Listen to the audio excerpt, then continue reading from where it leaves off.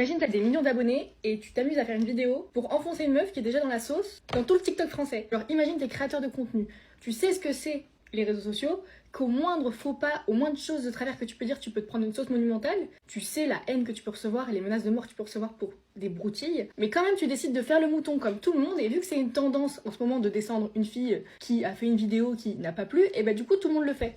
Ah oui, pourquoi pas l'enfoncer quoi. Il y a des grands TikTokers qui ont réagi à cette sauce et qui après font genre ils sont contre le harcèlement pendant l'année, mais MDR. Après c'est sûr, c'est vraiment pas évident de se mouiller pour prendre la défense de quelqu'un quand tout le monde la met dans la sauce. Là ce que je fais, sachant que la cancel prend un pressing par tout le monde, je sais que c'est risqué. En fait je me dis c'est pas possible, je suis pas la seule. Est-ce qu'il y a que moi qui est choquée de la haine que se prend cette fille pour rien, je suis désolée. Ok, elle a fait une vidéo pour dire qu'elle était pas contente qu'on reprenne son concept. Je suis pas d'accord avec cette vidéo, d'accord. Mais est-ce que ça mérite autant de haine? Vous êtes des malades.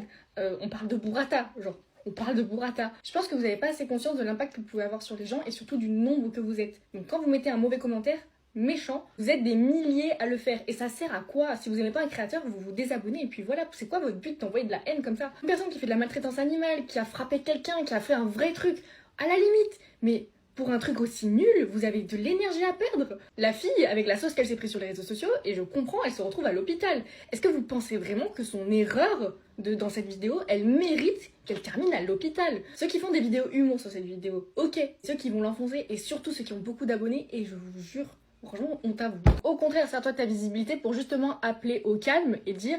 Les gars, cette créatrice, elle a fait un truc qui vous plaît pas, elle a fait un truc qu'il fallait pas. Ok, c'est pas une raison pour aller l'harceler et pour l'enfoncer. Après, effectivement, c'est pas la tendance de l'opinion de tout le monde, donc forcément, c'est pas évident de se mouiller. En plus, la fille a plutôt réagi intelligemment parce qu'elle a tourné un peu en autodérision ce qu'elle avait dit. En mode, voilà, elle a abusé, elle fait des TikTok drôles. Ok, c'est bon, on passe à la suite. Dans les commentaires, ils sont investis. Ouais, on va jamais te lâcher, crois pas à la carte de l'humour, ça marche.